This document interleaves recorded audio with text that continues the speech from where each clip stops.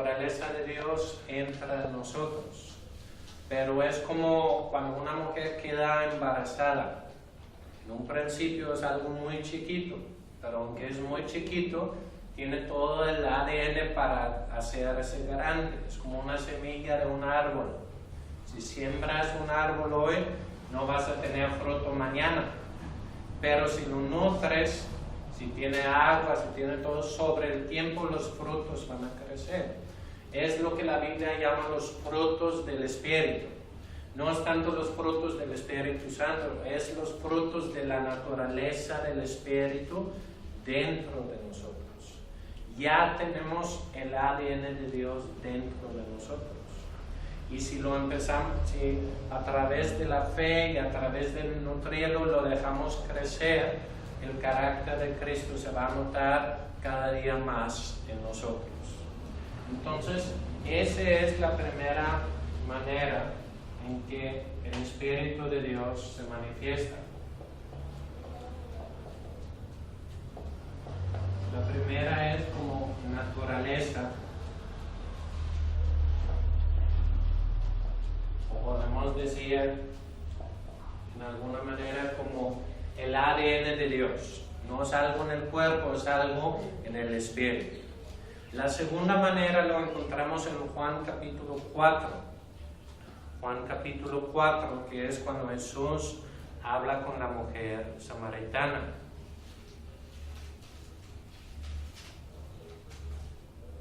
Y ahí Jesús dice en el versículo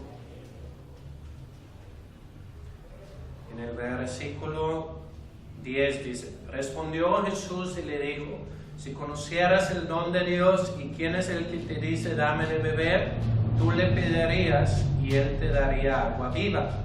La mujer le dijo: Señor, no tienes con qué sacarla y el pozo es hondo. ¿De dónde pues tienes el agua viva? ¿Acaso eres tú mayor que nuestro padre, que nos dio ese pozo del cual bebieron él, sus hijos y sus ganados? Respondió Jesús y le dijo: cualquiera que bebiera de este agua volverá a tener sed, mas el que bebiera del agua que yo le daré no tendrá sed jamás, sino que el agua que yo le daré será en él una fuente de agua que salte para vida eterna. Entonces Jesús habla del agua viva. Ahora en Juan capítulo 7,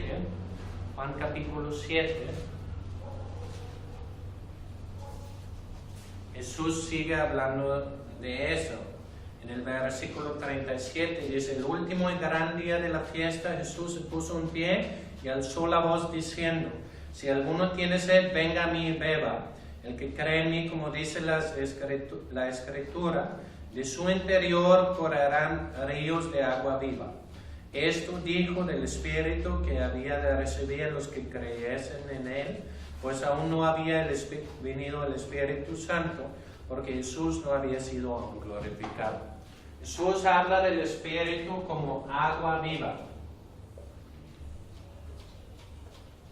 Y primero lo que dice es un regalo. Y si tú realmente supieras qué es, dice, tú me pedirías. Es un regalo, es algo que no tienes que merecerlo, no tienes que llenar toda una serie de calificaciones. Jesús dice, pide y te lo voy a dar. O Jesús dice, alguien tiene sed, venga a mí y beba. ¿Sí? Entonces algo que se da gratuitamente. No es que después que has cumplido 15 requisitos, no, eso es un regalo que se recibe a través de fe. Pablo dice en Gálatas 3, él pregunta, oye, ¿recibieron el Espíritu por hacer obras de la ley o por oír con fe? Y está implícito, la respuesta es, lo recibieron por oír con fe. Entonces, él habla del Espíritu como agua viva, como algo que sacia nuestra sed. Si no tomamos agua, mediodía ya vamos a empezar a sentir bastante sed. El ser humano puede sobrevivir bastante tiempo sin comida, pero sin agua muy pocos días. ¿Sí? Y así como nuestro cuerpo tiene sed de agua, así nuestro espíritu tiene sed del Espíritu de Dios. Es algo que nos sacia. Y Dios dice en Isaías 55, dice, todos los sedientos ven a las aguas. Todo ser humano tiene sed de Dios. Nada más que a veces malinterpretamos ese sed y pensamos, no, lo que me hace falta es una relación, o es tener tal cosa, o es alguna sustancia o algo, pero hay algo dentro de nosotros que tiene sed de Dios. Así es como David dice, pues como el ciervo brama por las aguas, así mi alma tiene sed de ti. Entonces Dios nos ha diseñado, así como un carro está diseñado a correr con gasolina, que nosotros corremos por la presencia de Dios. El ser humano tiene una necesidad de la presencia de Dios. Y si no, vamos a tener nuestra alma sediento. Jesús dice, yo puedo suplir ese sed. Yo te puedo dar el agua viva, y el agua viva cuando te lo doy, se va a volver una fuente.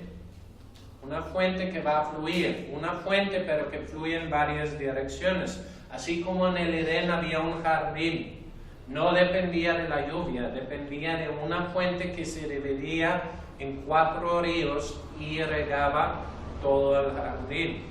Entonces, nuestro corazón debe ser regado por la presencia de Dios. Yo creo que muchas de las cosas que la gente sufre el día de hoy, estrés, depresión, enojo, cosas así, son nada más síntomas de que la gente tiene su corazón sediento, que no ha sido propiamente regado por la presencia de Dios. Pero cuando realmente recibimos a Dios y nos llenamos de Él, entonces nuestra alma empieza a ser saciada. Y va de mano en mano la naturaleza del agua viva. Si tú tienes un árbol, de todos modos necesitas ponerle agua para que crece el fruto. Igualmente, necesitamos diariamente saciarnos en la presencia de Dios. ¿Cómo hacemos eso? Pablo o la Biblia habla de 4 cosas. La Biblia habla de adorar en el Espíritu. Por ejemplo, al final de ese pasaje dice que los verdaderos adoradores adorarán al Padre en espíritu y en verdad. Ese no nada más son lenguas, aunque ciertamente está incluido, pero es cada vez que adoramos a Dios desde nuestro interior, con el espíritu que Dios nos ha dado. Entonces podemos adorar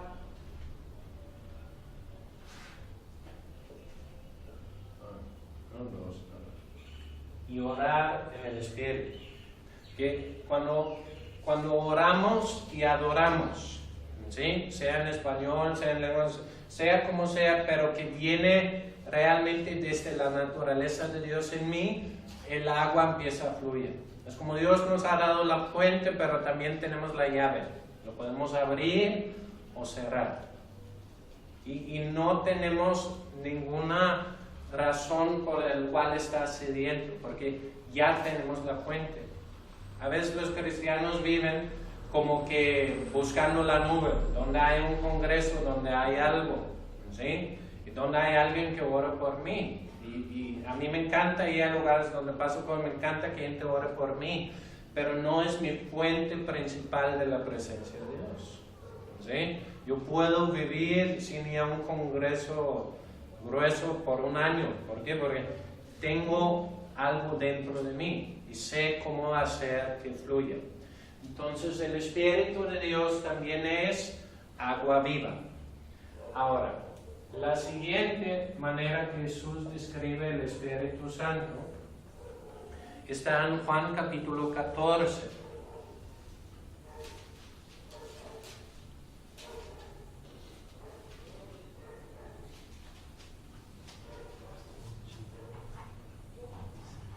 Juan capítulo 14 y versículo 15 dice: si me amáis, guardad mis mandamientos, y os rogaré al Padre, y os dará otro consolador para que esté con vosotros para siempre.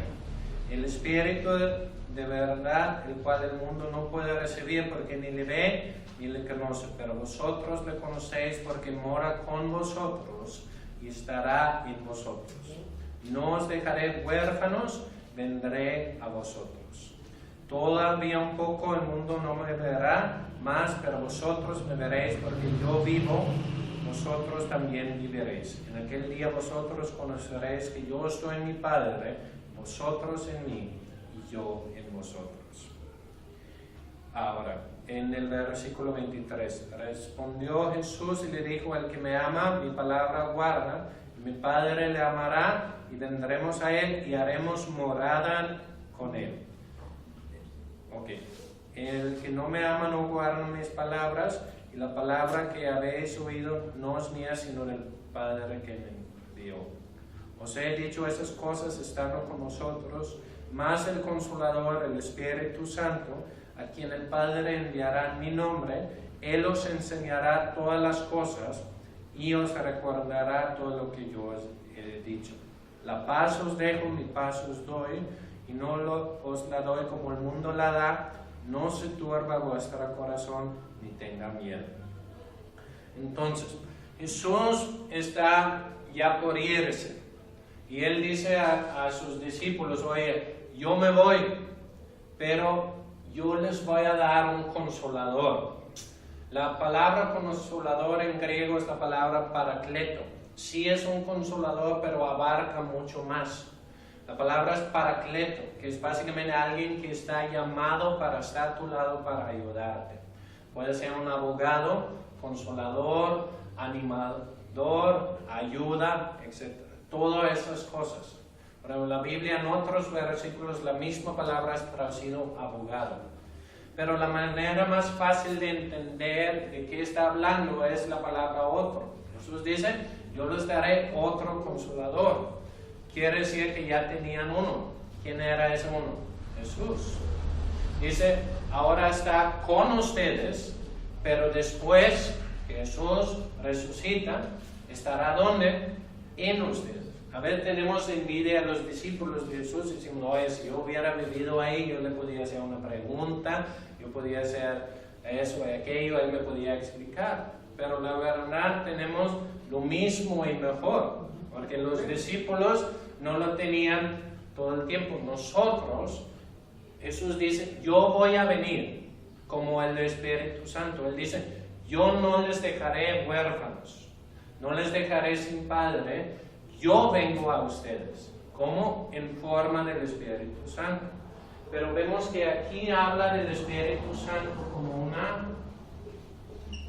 persona, ¿sí? El Espíritu Santo es una persona que nos va a explicar. Jesús dice: Él les va a enseñar y les va a recordar todas las cosas que yo les he dicho. Si nos fijamos en la Biblia, la mayoría del tiempo que Jesús hablaba a sus discípulos no le entendían. ¿Sí? Dice que no entendían de qué estaba hablando, tenían miedo de preguntarle, etc. Pero cuando llegó el Espíritu Santo, les recordaba. Y estaban: lo de que destruye este templo y lo voy a construir en 3 días, estaba hablando de su cuerpo. ¿Sí? Y varias de las frases que Jesús dijo, después los entendían. ¿Sí? Entonces Jesús está diciendo: yo voy a venir como el Espíritu Santo, y cuando vengo yo les voy a enseñar, yo les voy a guiar toda la verdad. Entonces el Espíritu Santo también es una persona. Una persona tiene voluntad, una persona tiene emociones. Por ejemplo, la Biblia dice que no debemos entristecer al Espíritu Santo con nuestras palabras. A veces voy en el carro con mi esposa y estamos hablando y de repente deja de hablar. Y luego pregunto: oye, ¿qué tienes? Y dice: nada. Entonces, ¿qué sé? Sé que me equivoqué en alguna cosa, que dije algo que no debería haber dicho, que herí sus sentimientos. Y tengo que como que devolver al cassette y: ¿a dónde fue? Sí, ahí fue. Y luego perdón y se restaura la relación. Y es lo mismo con el Espíritu Santo. El Espíritu Santo nos habla en una voz interior. Y a veces, si no nos habla, es porque debemos ver: oye, ¿qué dice? ¿Cómo ofendí al Espíritu Santo? Podemos ofender al Espíritu Santo con nuestras palabras, con nuestra manera de ser. No nos deja, porque Jesús dijo que el Espíritu va a estar con nosotros para siempre, pero a veces se cae, ¿sí? Porque es una persona y es un Espíritu Santo, y lo que no es santo, si entramos en algo que no es santo, lo podemos entristecer y se retira. No nos abandona, pero no nos habla en la misma manera, pero podemos restaurar la relación. Entonces, el Espíritu Santo es nuestra maestra, ¿sí? Él es también el que testifica. También en 1 de Juan capítulo 2, versículo 20, dice que tenemos la unción del Santo, no el de la máscara plateado, es otro santo. ¿Quién es? Es Jesucristo. 1 de Juan capítulo 2, versículo 20, dice: pero vosotros tenéis la unción del Santo y conocéis todas las cosas. Y luego en el versículo 27, pero la unción que vosotros recibisteis de Él permanece en vosotros, y no tenéis necesidad de que nadie os enseñe. Así como la unción misma os enseña todas las cosas, y es verdadero y no es mentira, según ella os ha enseñado, permaneced en Él. Entonces, como persona, el Espíritu Santo es nuestro maestro. Yo nunca fui a una escuela bíblica, me hubiera gustado mucho hacerlo, pero un día yo me daba cuenta de que el Espíritu Santo era mi maestro, y empecé a pedir que me revelara la Biblia, que me abriera la Biblia, y me empezó a explicar. Jesús dice otra cosa en Juan capítulo 15. Él dice que el Espíritu Santo es paz. Él dice: mi paz os dejo, mi paz les doy. Pero luego dice: no les doy como el mundo lo da. ¿Cómo da el mundo paz? Por ejemplo, si un papá está en la casa y dice: quiero paz, ¿sí? ¿Qué ahora hacen los niños? No, papi necesita paz. Y paz, según el mundo, es ausencia de circunstancias estresantes, ¿sí? Cuando no hay circunstancias difíciles o algo así, tenemos paz, ¿sí? Pero Jesús dice: yo les doy mi paz, y es diferente. El paz del mundo es de afuera hacia adentro. Circunstancias tranquilos, corazón tranquilo. Pero el de Dios es al revés. Es la paz de Dios. Lo vemos ilustrado cuando Jesús está en una tormenta en el barco. ¿Y qué está haciendo? Está dormido. ¿Por qué estaba dormido? Pues primeramente porque tenía sueño. Pero aunque con el sueño que tienes y un barco está a punto de hundirse, no duermes. Pero Jesús, ¿qué tenía? Paz. Paz en el reino de Dios no es la ausencia del problema, sino la presencia de Dios. Tú puedes estar en la circunstancia que sea, si estás envuelto en la presencia de Dios, tienes paz. Y lo tremendo de esa paz, primero Jesús tenía paz en su corazón, y con esa misma paz podía calmar la tormenta en su alrededor. Entonces, ¿qué debemos hacer? Debemos buscar la paz que está en la presencia del Espíritu Santo. ¿Cómo? Como dijo Pablo en Filipenses 4, no nada estéis afanados, sino sean conocidos vuestras peticiones delante de Él, con toda oración y ruego y con acción de gracia.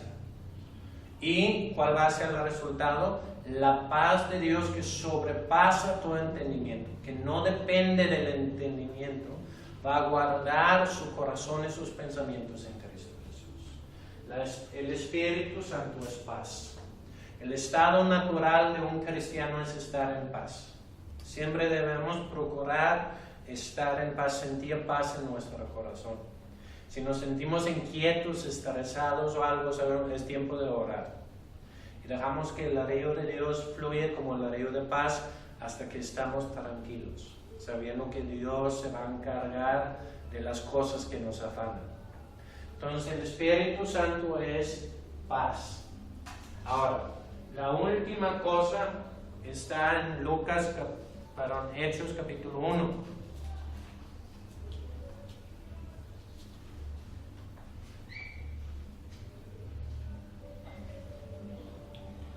Hechos capítulo 1.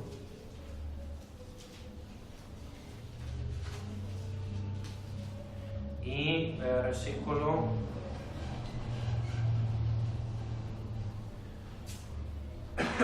versículo 6 dice: entonces los que se habían reunido le preguntaron diciendo: Señor, ¿restaurarás el reino de Israel en este tiempo?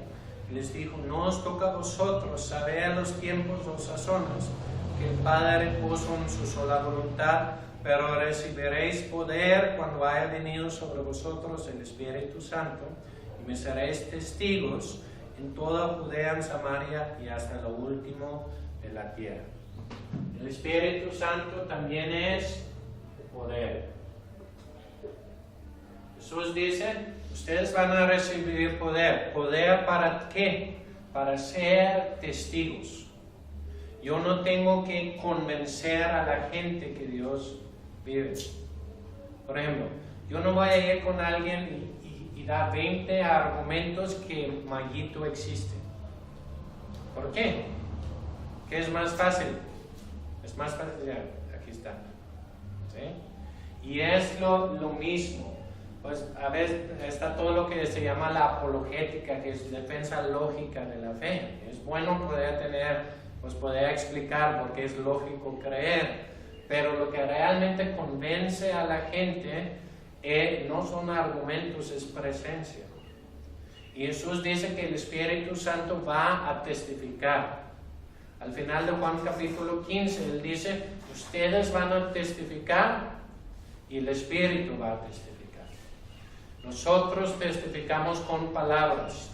El Espíritu Santo testifica con poder, con su presencia. Que de repente, mientras hablamos, el corazón de la persona es tocado por la presencia de Dios. Que de repente Dios nos da una palabra profética que descubre los pensamientos de su corazón. Que de repente las enfermedades son sanadas. Todo eso es el testimonio del poder. Cuando vino el poder sobre el Espíritu, sobre los discípulos, vino como fuego. El Espíritu Santo es como un fuego. Incluso en 1 Tesalonicenses 5 dice: no apaguéis el fuego del Espíritu, no menospreciéis las profecías. El Espíritu, el poder del Espíritu es como fuego. Ahora, ¿qué tan grande puede ser un fuego? Todo depende. ¿Cuánta leña le das y cuándo le expones al aire? Igualmente, ¿qué tan fuerte pueden ser los dones, el poder de Dios en ti? Luego, bendiciones. Cuando quiera, aquí está su casa. Muy bien. Entonces, en la misma manera, el poder del Espíritu está como un fuego. Y ese fuego no está limitado. El único límite es cuánta leña le damos al Espíritu Santo. Cuánto de nuestra vida entregamos al Espíritu Santo para que nos consume, que nos use. Si queremos ver el poder del Espíritu Santo, debemos usarlo conforme al propósito. ¿Cuál es el propósito? Testificar. Testificar a quienes Jesús dijo en Lucas capítulo 4: el Espíritu del Señor está sobre mí porque me ha ungido. ¿Para qué? Para dar buenas nuevas a quienes, a los pobres, vendar a quienes, los quebrantados de corazón, dar libertad a quienes, los cautivos, vista a los ciegos, libertar a los oprimidos y proclamar el año favorable del Señor. ¿Quiénes son todos los que son ministrados por el Espíritu? Son los pobres, son los quebrantados de corazón, son los cautivos, son los ciegos, son los oprimidos. En una sola palabra, ¿quiénes son? Los necesitados. El Espíritu Santo no nada más es para darnos cosquillas en la iglesia. ¿sí? Se siente bonito, sí, pero el poder es para salir y testificar. Salimos, abrimos la boca y hablamos de Jesús a la gente, confiando que no estoy solo. El Paracleto, el Espíritu Santo va conmigo y me acompaña de poder. Los discípulos, cuando Jesús fue arrestado, fueron cobardes y se escondieron. Pero después que les había venido el Espíritu Santo y habían sido llenos, ¿qué pasó? Hablaban con denuedo. Es como si tomas vino y tomas demasiado. Tomas un poco y te pones alegre. Tomas un poco más y crees que sabes cantar. Tomas un poco más y ya te vale lo que piensa la gente, ¿sí? Y la Biblia compara el Espíritu Santo con vino. Dice, no se embriagan con vino, eso lleva a disolución, pero ser llenos del Espíritu Santo. Si nos llenamos del agua viva o del vino del Espíritu Santo, nos ponemos alegres. Si nos llenamos más, empezamos a hablar sin ser inhibidos. Si nos llenamos más, empezamos a hablar y a hacer cosas que no nos atreveríamos a hacer, estando en nuestra propia mente. Pero el Espíritu Santo nos llena, nos da poder. Los discípulos fueron llenos del Espíritu varias veces. Jesús resucitado sopló en ellos y dijo, recibe el Espíritu Santo. Estaban en el día de Pentecostés y vino sobre ellos el Espíritu Santo. Luego estaban un día unidos y orando y tembló el lugar y vino el Espíritu Santo. Vino como viento, vino como terremoto, vino como fuego. Y nosotros igualmente debemos buscar continuamente ser llenos. Siempre lo tenemos porque es una fuente que no desaparece. Es alguien que siempre está con nosotros. Pero igual que el mandamiento es no se embriagan con vino, igual está el mandamiento, llénanse del Espíritu Santo. Debemos buscar ser lleno y ser saturado por su presencia. Debemos estar y beber de Él hasta que sentimos, wow, me sacié de la presencia de Dios, me siento satisfecho. Amén. Bueno, vamos a orar.